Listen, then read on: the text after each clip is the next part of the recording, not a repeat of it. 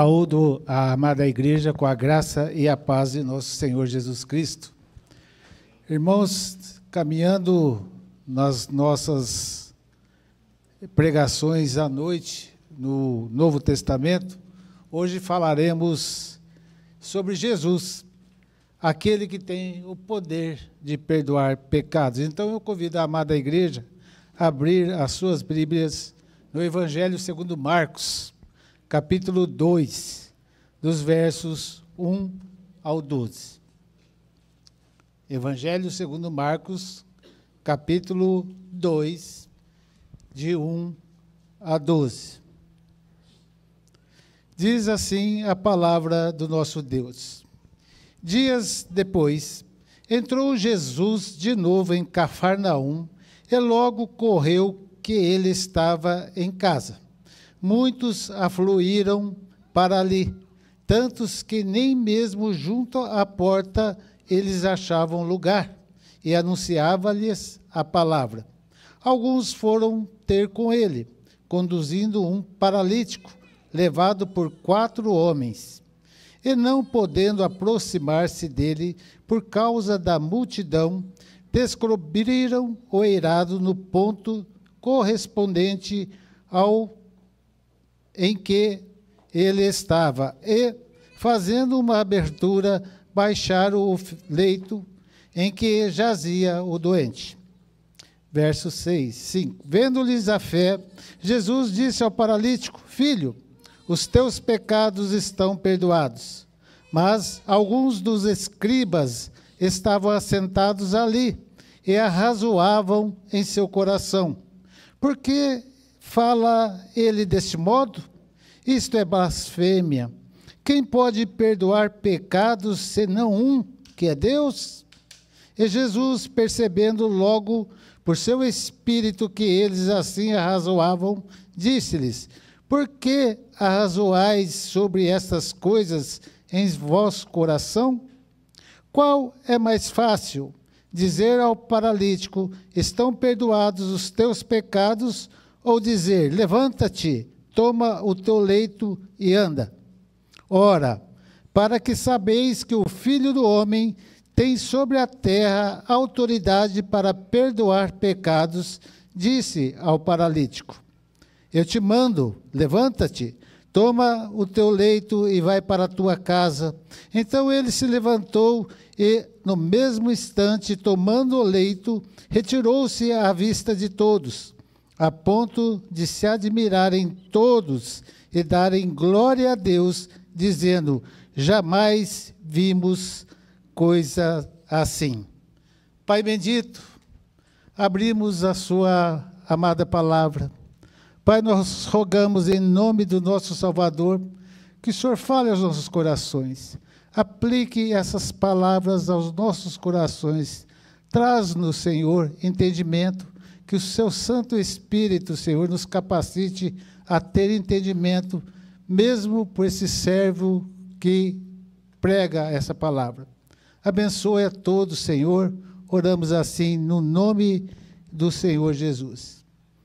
Meus irmãos, vivemos num mundo com cerca de 8 bilhões de pessoas.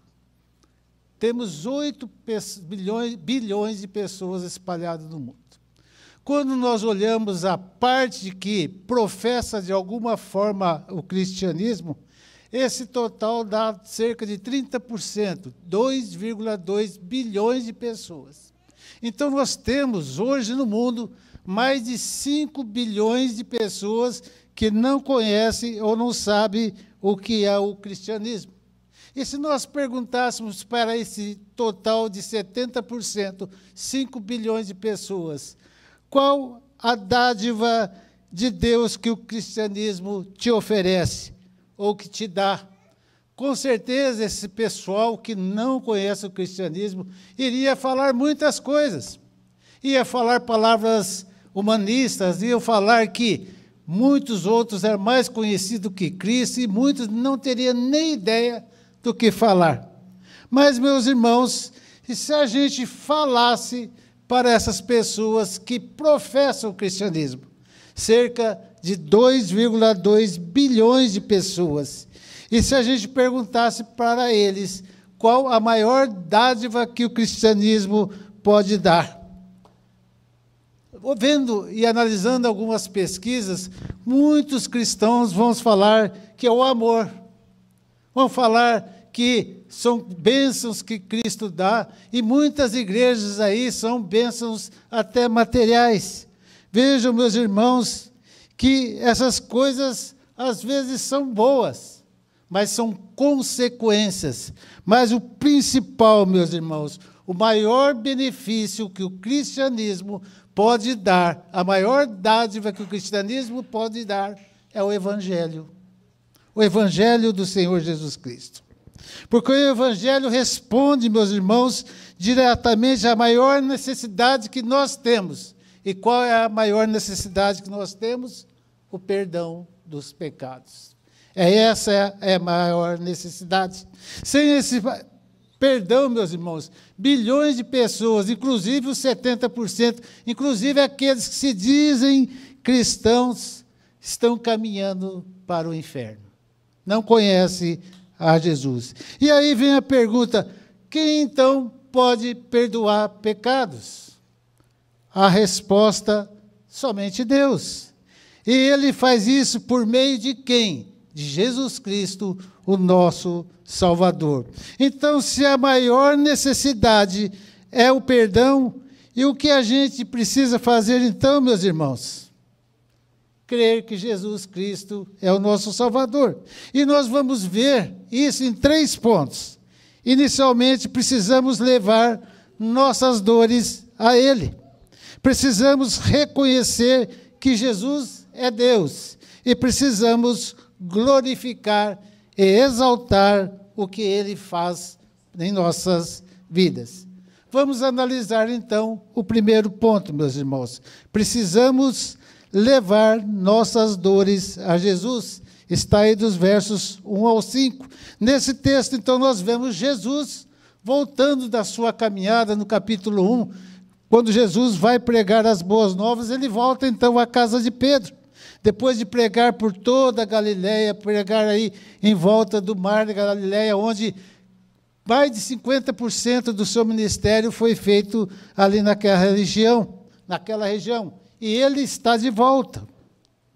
Ele está de volta e o povo, então, fica afoito para ouvir a palavra de Jesus.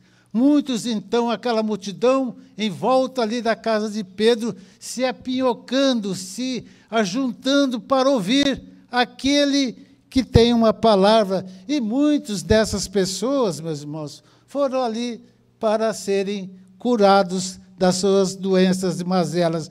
Veja o verso 1 e 2. Dias depois, entrou Jesus de novo em Cafarnaum, e logo correu que ele estava em casa. Muitos afluíram para ali, tantos que nem mesmo junto à porta eles achavam lugar, e anunciava-lhes a palavra. Quando Jesus retorna, então, a Cafarnaum, uma multidão ali se aglomera. As pessoas estavam motivadas para ouvir aquele que curava as pessoas, aquela que tinha uma palavra, que pregava uma palavra de salvação. Jesus veio, então, para cumprir perfeitamente a vontade do Pai, meus irmãos, chamando os pecadores ao arrependimento. Muitas vezes Jesus prega isso, e é por meio da pregação da palavra que o meio ordinário de graça. E a pregação, meus irmãos, não é uma parte acessória do culto, é o centro do culto. A palavra de Deus é o centro do culto. A leitura da palavra, a explanação da palavra, a aplicação da palavra é o centro do culto ao Senhor. Irmãos, precisamos reconhecer essa verdade fundamental, essa palavra fiel do Senhor, e é o principal meio de graça para a salvação das pessoas. Quando diz lá em Romanos 10, 17, a fé vem pelo ouvir, e o ouvir pela palavra de Deus. Por isso, meus irmãos, a primeira aplicação que nós podemos fazer na nossa vida. Você, quando foi salvo em Cristo Jesus, você prega essa palavra às pessoas? Você prega essa palavra aos seus familiares? Você prega essa palavra aos seus vizinhos? Aos seus amigos do trabalho? Qual a última vez que você falou de Jesus? Qual a última vez que nós falamos do Evangelho de Jesus, aquele que perdoa os pecados para nos dar a vida eterna? Essa é a primeira aplicação, meus irmãos. Jesus está ali no meio de uma multidão, que muitos foram ali buscar benesses, bênçãos nas suas curas, nos seus desejos. Mas Jesus está ali pregando a palavra, pregando o Evangelho, pregando o perdão de Deus para a salvação das pessoas. E o segundo ponto que nós olhamos aqui, que eles precisavam então, além de ouvir a palavra, precisavam experimentar o perdão de Jesus.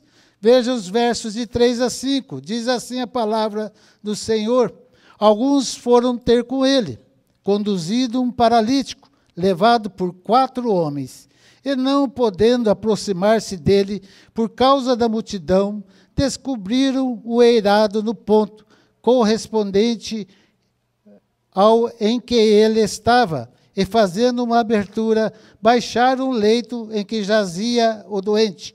Vendo-lhes a fé, Jesus disse ao paralítico: filho, os teus pecados estão perdoados. Vejam, meus irmãos, a fé desses 4 amigos de Jesus, desse homem, desse paralítico, desse deficiente.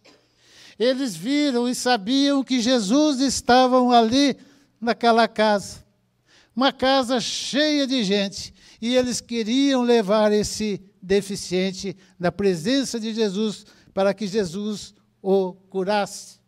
E eles tentam, então, chegando na casa de Pedro, e a casa dos judeus, naquela época, era uma casa bem apinhocadinha, pequena. Então tinha a parte de baixo, a parte de cima, assim, onde eles subiam nesse eirado, que seria o teto. O teto era plano, geralmente, nessa região. Então eles cavucam ali aquele eirado, e ali cheio de terra, cheio de palha, eles abrem e procuram um buraco para colocar aquele homem na presença do Senhor, porque eles tinham fé que Jesus iria curá-lo. Esse tipo de fé, meus irmãos, não é a obra humana, mas fruto da graça de Deus. É Deus que dá a graça e a fé para que nós sejamos curados. Foi Ele, além do que se esperava, não começou com uma cura. Jesus não começou, veja, chega o homem, Jesus podia falar: você está curado. Mas o que Jesus olha para aquele homem? Nas suas mazelas, nas suas dores, na sua deficiência em caminhar. E Jesus, então, faz o maior dos milagres. Ele fala: os seus pecados estão perdoados. Muitos, com certeza, esperariam que Jesus já falasse: levanta e anda.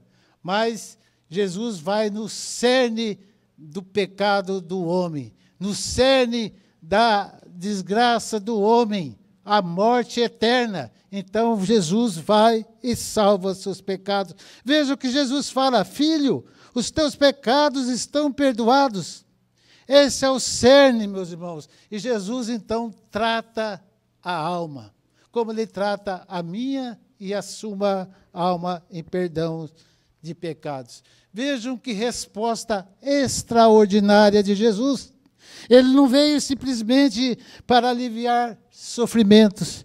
Ele veio para aliviar e perdoar pecados. Meus irmãos, nem toda doença está ligada diretamente ao pecado. Há várias doenças que existem. E os judeus, naquela época, imaginavam que todo mundo que tinha uma doença, todo mundo que fosse paralítico, que fosse cego, é porque tinha pecado. Mas todos os pecados, todas as dores, todas as mazelas que nós temos, é resultado de uma coisa: da queda. Foi lá no Éden, por causa de um pecado de Adão, todos nós estamos debaixo da ira de Deus. E é isso, então, que Cristo veio redimir. O perdão de Jesus concede não é barato, meus irmãos. É o sangue dele na cruz. O sangue de Jesus, quando Jesus verte seu sangue na cruz, ressuscita, nós podemos ouvir essa declaração: teus pecados estão perdoados. Irmãos, imagine você ouvindo essa palavra. Jesus falando ao seu coração: teus pecados estão perdoados. Reverendo Quaresma, teus pecados estão perdoados. Salles, teu pecado está perdoado. Então, meus irmãos, quero dizer com muito carinho para vocês, como alguém que também tem lutas, tem dores, tem dificuldades, tem doença, mas o principal que nós precisamos aprender é levar as nossas dores e mazelas aos pés da cruz. Então, a aplicação que eu faço para você, meu irmão, leve a sua dor para Jesus. Você não precisa se esconder de Jesus. Abra o seu coração. Peça que Jesus avalie a sua conduta, o seu coração, os seus pecados, as suas dificuldades, as suas dores. E Cristo nos alivia de toda a angústia e de toda a dor. Por isso, meus irmãos, se você também, e o texto nos ensina mais uma aplicação para nossas vidas, se você tem um amigo, se você tem um irmão, se você tem um conhecido, ajude ele, leve ele aos pés de Jesus. Estamos abrindo essa congregação. Quantas pessoas você conhece no seu convívio que precisam conhecer aquele que salva dos pecados, aquele que salva das dores, aquele que salva das angústias? Então leve o seu pecado e leve o seu irmão ou o seu conhecido a Cristo. Ore, meus irmãos, por essa pessoa. Aconselhe, acompanhe, leve essa pessoa a Jesus. Pense no seu coração, na sua mente, uma pessoa específica nessa noite. Faça um desafio para você mesmo. Traga ele no próximo domingo para ouvir o Evangelho das boas novas. Mas às vezes, meus irmãos, como nós olhamos aqui no texto, essa pessoa foi curada, essa pessoa teve suas dores saradas, teve sua paralisia curada, mas muitas vezes, meus irmãos, uma doença, um sofrimento nos leva ao pé da cruz, inclusive no sentido de conversão das pessoas. Quero trazer uma ilustração que eu li no livro de um professor de homilética. E esse professor foi fazer uma visita numa casa de mal de Hansen, ou de lepra.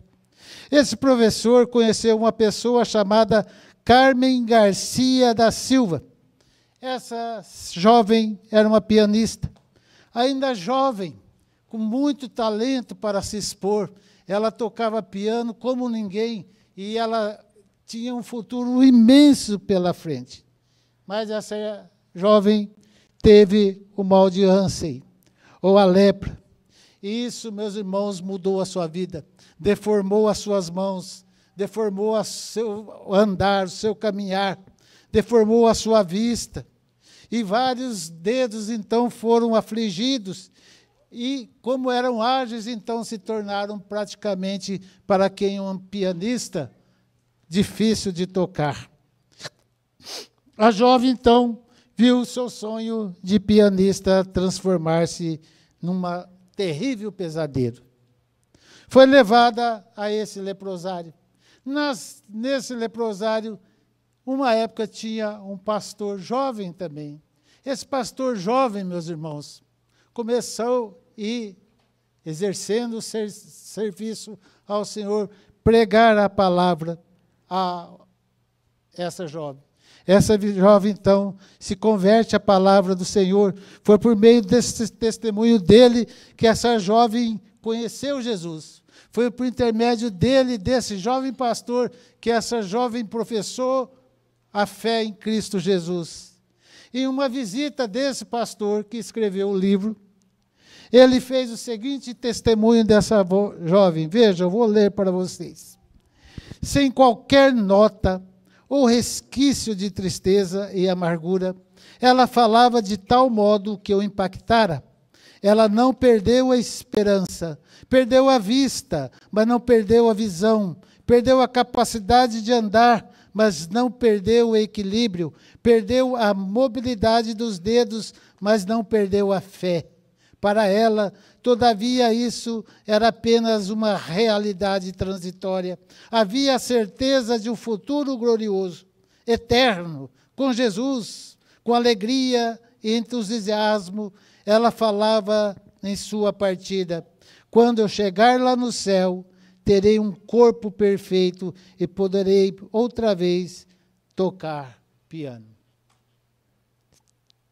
Por isso, meus irmãos, independente das circunstâncias, às vezes muitos não serão curados das suas doenças, mas quando você vai a Jesus, Ele perdoa os seus pecados, e nós temos o vislumbre da vida eterna em Cristo Jesus. Veja, o primeiro ponto que nós aprendemos aqui: devemos buscar levar nossas dores e dificuldades a Jesus.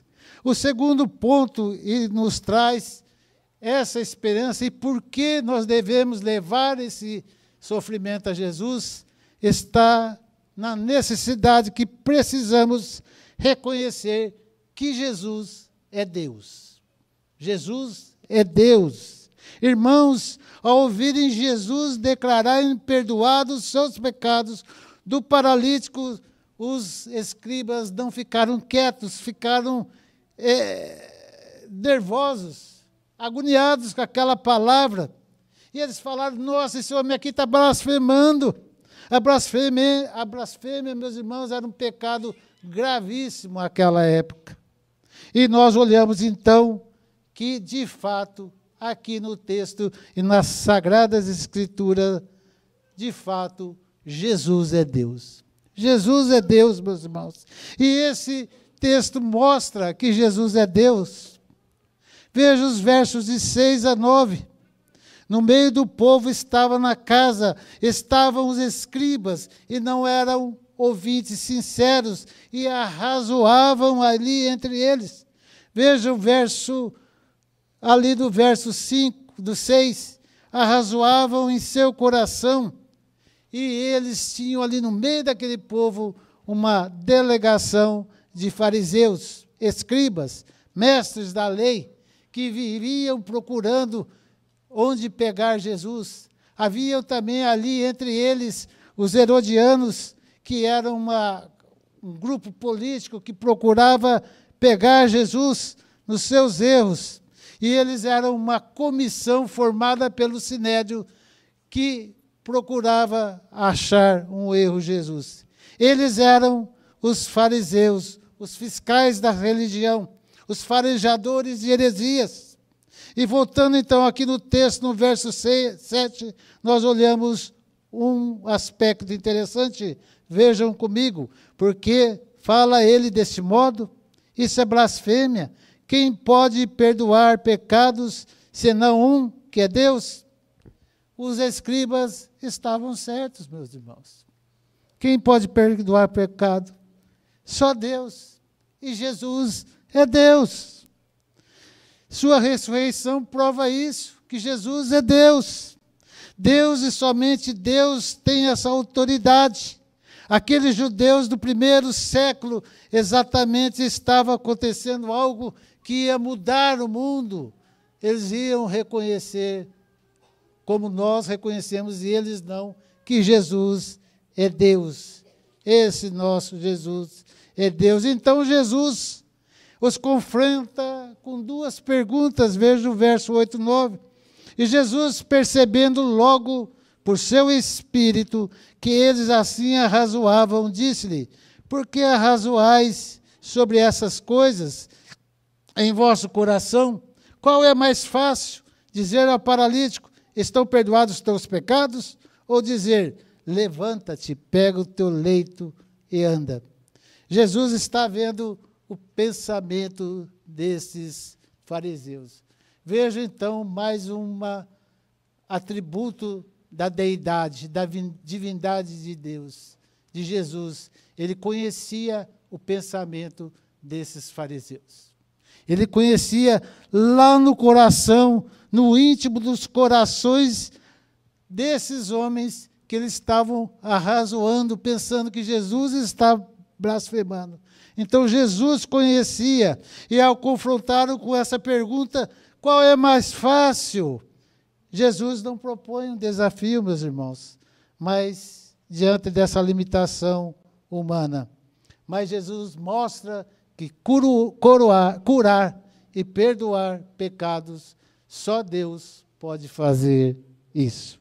A cura do paralítico serve como um sinal visível de uma graça invisível, autenticando que Jesus tem autoridade para curar e para perdoar pecados.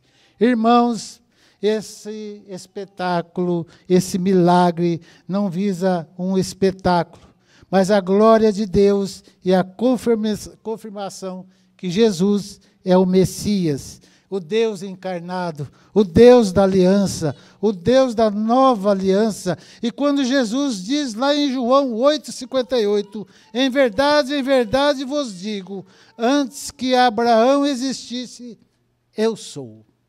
Vejam, Jesus tendo a prerrogativa dele falar que ele é o eu sou, como fez Deus lá no momento da sarça ardente. Jesus, numa teofania, mostra ali que ele é Deus. E aqui, nesse texto de João 8, capítulo 58, verso 58, ele pega essa prerrogativa. Então, meus irmãos, não há dúvida, Jesus é o grande eu sou. Ele é plenamente Deus. Ele é o Filho do homem, como nós podemos ver agora nos versos 10 e 11. Olhem, acompanhem comigo. Vejam, ora, verso 10, para que saibais que o Filho do homem tem sobre a terra autoridade para perdoar pecados. Disse ao paralítico, eu te mando, levanta-te, toma o teu leito e vai para a tua casa. Irmãos queridos, o texto continua mostrando a divindade, a deidade do nosso Salvador. E mostra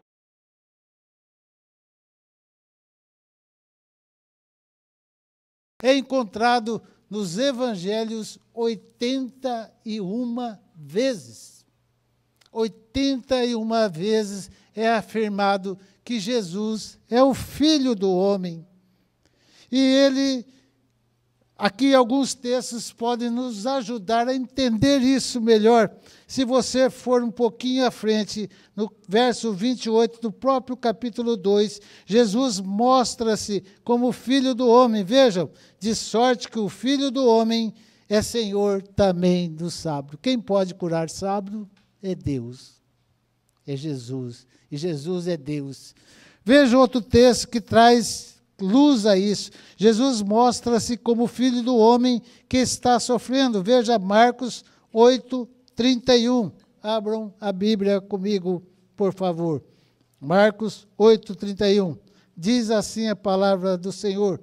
Então começou ele a ensinar-lhe que era necessário que o Filho do homem sofresse muitas coisas, fosse rejeitado pelos anciãos, pelos principais sacerdotes e pelos escribas, fosse morto e que, depois de 3 dias, ressuscitasse. Veja, então, Jesus mostrando que ele é o Filho do homem e mostrando a sua deidade. Veja mais um verso, meus irmãos.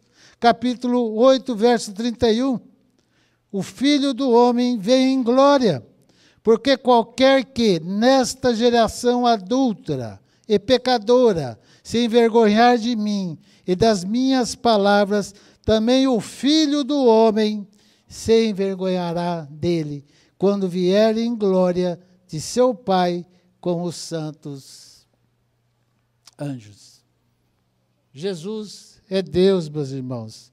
Irmãos, olha só o que acontece em Marcos. Jesus vê aquele homem deficiente com as suas mazelas, e a primeira coisa que ele fala, não levanta e ama, mas sim, filho, os teus pecados estão perdoados. Ele não está apenas dizendo palavras bonitas, ele está exercendo a sua autoridade de Deus, perdoando pecados. E é isso que o Senhor Jesus faz. Porque, meus irmãos, Jesus é o próprio Deus.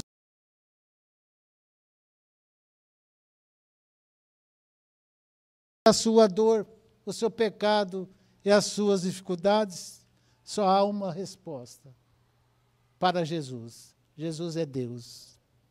Se você tem alguma dúvida, esse texto traz uma claridade assim absurda para entendermos que Jesus é Deus. Jesus não apenas fala como Deus, ele age como Deus. Por quê? Ele cura pecados. Ele cura pecados das pessoas. Vejam, então, nós analisamos 2 pontos até agora. Precisamos levar as nossas dores e sofrimentos aos pés de Jesus, porque sabemos e confirmamos por meio da palavra que Jesus é Deus. E agora esse texto traz o 3º ponto. Precisamos glorificar e exaltar a Jesus pelo que ele faz. Veja os versos de 10 a 12, meus irmãos. Até aqui vimos que Jesus não é um mero mestre, mas é um Deus que perdoa pessoas. Agora chegamos ao clímax desse encontro em Cafarnaum. Um homem foi perdoado, foi curado, e todos os que estavam ficaram maravilhados com esse Jesus. Você ainda fica maravilhado com Jesus? Pelo que ele faz em sua vida? O texto não termina com a cura em si, mas com a glória sendo dada a Deus. Veja, então, que o texto fala nos versos 5. Jesus perdoa nossos pecados, por isso que nós precisamos exaltar e glorificar a Jesus. Veja que cena maravilhosa, meus irmãos. Aquele homem deficiente, em cima de uma cama, não consegue se levantar. O corpo daquele homem todo judiado e precisando de uma necessidade que muitos acham que é a cura da sua paralisia. Mas o que ele precisa ali, meus irmãos, é a cura dos seus pecados. Quantas vezes muitos de nós procuramos isso, curar nossas mazelas, mas quando nós precisamos é curar dos nossos pecados. E por causa disso nós devemos glorificar a Deus, glorificar a Cristo, glorifiquemos a Cristo. Ele continua hoje a fazer o que ele fez há cerca de 2000 anos atrás, perdoar pecados. Muitas pessoas ainda, vejam, nós precisamos pregar o Evangelho. Mais de 5 bilhões de pessoas, 70% da humanidade que mora nessa terra, não conhece o que Jesus faz. Então, só Jesus é digno de toda a honra, todo o louvor e toda a adoração, porque nele, somente nele, encontramos a resposta definitiva para a nossa maior necessidade, meus irmãos, que é o perdão dos pecados. Se você está aqui nessa noite, não conhece a Jesus, se você é uma dessas pessoas que perguntam o que o cristianismo faz, lembre-se que a palavra está falando. Cristo perdoa seus pecados e te dá a vida eterna. Veja também que Jesus precisa ser glorificado, exaltado nos versos de 10 a 12, quando ele cura as nossas doenças.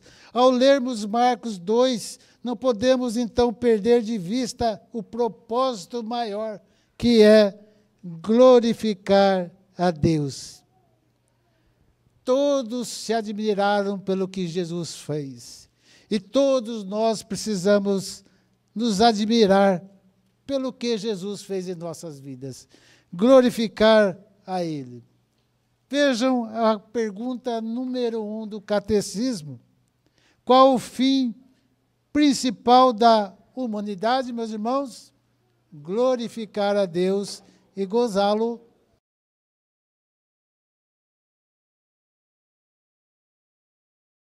Glorificar a Deus e gozá-lo para sempre. Eu posso enumerar pelo menos 4 coisas que são boas para a nossa vida. Primeira coisa, com fé sincera e arrependimento. Arrepender dos seus pecados, arrepender das nossas falhas, dos nossos erros. Dessa forma, nós estamos nos colocando na soberania de Deus, na soberania de Jesus, e só Ele tem poder para perdoar os nossos pecados. Por isso que quando nós estamos aqui no início do culto, quando nós estamos aqui para glorificar ao Senhor, a primeira coisa que nós precisamos fazer é pedir perdão pelos pecados e arrepender das nossas falhas. Por quê? Um Deus santo, santo, santo, Ele vai só receber adoração por aquele pecador que coloca aos pés de Jesus. E Jesus, então, é o mediador da nossa adoração ao nosso Deus. É só por meio de Jesus. Outra coisa que nós podemos fazer para glorificar a Deus, louvor e adoração, exaltando o quê? O seu nome em oração, o seu nome em louvores, como nós louvamos aqui nessa noite, com gratidão e constante também, meus irmãos. Você é agradecido a Deus pela sua salvação? Todo dia. Você se lembra disso? Você se lembra que há 2000 anos atrás, o Filho de Deus se fez homem, viveu entre nós, foi crucificado, morto, sepultado, ressuscitou ao 3º dia. E esse Jesus que salva os meus pecados e os seus pecados, você lembra de glorificar a Deus? Você lembra de agradecer a Ele todos os dias? Ou nós fazemos igual muitos fazem, só reclamam em vez de clamar a Jesus, nosso Salvador. Quero concluir essas palavras, meus irmãos. Nesse texto sagrado, nós somos confrontados com essa identidade gloriosa de Jesus. Jesus perdoou os pecados do paralítico, algo que bem disseram os escribas, só Deus pode fazer, e Jesus mostra que Ele é Deus. E Jesus fala como Deus, Ele agiu como Deus, Ele é o Filho do homem que salva nossos pecados, aquele mesmo Filho do homem que Daniel, lá no capítulo 7, ele aponta para esse Jesus. Ele é o Deus encarnado, com autoridade para perdoar os nossos pecados. Eu quero trazer, para finalizar, um texto de C.S. Lewis, no seu livro Cristianismo Puro e Simples, que ele fala de uma pessoa que ele confronta. Ou ele fala de Jesus, ou ele não fala de Jesus. Veja o que C.S. Lewis escreveu há algum tempo. Você deve fazer a sua escolha. Ou este homem, Jesus, era ou é filho de Deus, ou então um louco ou algo pior. Você pode calá-lo como um tolo, pode cuspir nele e matá-lo como um demônio, ou pode cair a seus pés e chamá-lo de Senhor Deus. Mas não venhamos como nenhuma bobagem condescendente sobre ele ser um grande professor humano. Ele não deixou isso aberto para nós. Ele não pretendia isso, meus irmãos. Lewis nos leva a uma encruzilhada inevitável nas nossas vidas. Depois de ouvir essas palavras, esse texto sagrado, nós temos 3 perguntas para fazer para mim e para você. Quem é Jesus para você? Jesus é o meu Deus. Jesus é o seu Deus, meus irmãos. Jesus é o seu Deus. Você glorifica Ele por causa disso? Segunda pergunta, você já se curvou diante dele como pecador carente de perdão? Quantas vezes nós fizemos isso? Você reconhece que sem ele está deficiente da alma, sem força e caminhando para a perdição eterna. Quem é Deus? Quem é Jesus para você? É aquele que perdoa o seu pecado? Ou é essa pessoa que muitos falam? É um espírito diferente. Mas, meus irmãos, quando nós olhamos 8 bilhões de pessoas, 5,5 bilhões de pessoas não conhecem esse Jesus, não sabem que Ele é Deus, estão caminhando, trilhando para a perdição eterna.